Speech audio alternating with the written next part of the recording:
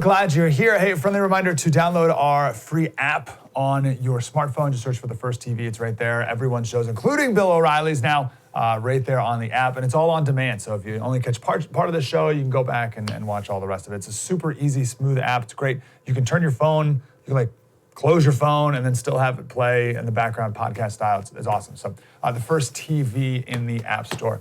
All right, I want to start off with something that I haven't seen anywhere.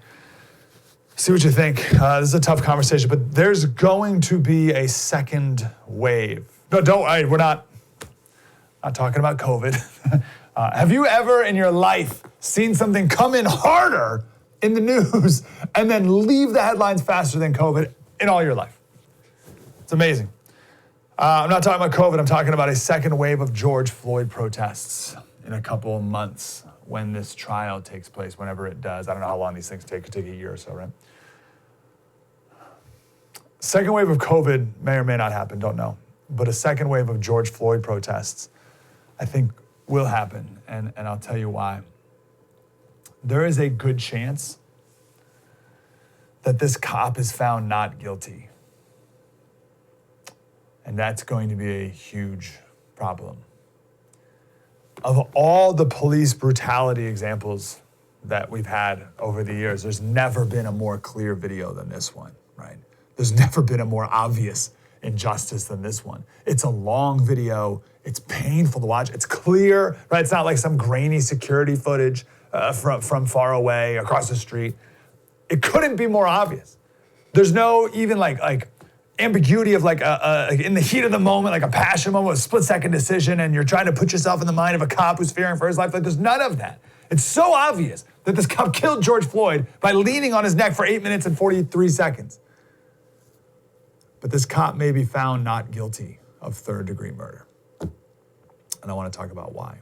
Before I do, major disclaimer here. I'm not saying he should be found not guilty. Please hear me. I don't want any emails. Oh, Slater thinks that this cop should be not. Slater thinks this cop did a good thing. We preach nuance on this show all the time. The nuance here is that it's not that I think he should be found not guilty, but that I think he very well could be found not guilty. And the reason is fentanyl. I haven't heard a lot of coverage on this at all. People paying attention to the riots and all that stuff. But there were 2 autopsies that were done and released the other day. One by privately done, and then the county one. And I don't know the weight that each of them are going to have in the courtroom, but we can talk about the county. They're not that different. They're a little different in some ways, but they're not that different. But the county one we're going to talk about here says he died of cardiopulmonary arrest. If there's any doctors watching, I think that's different from a heart attack.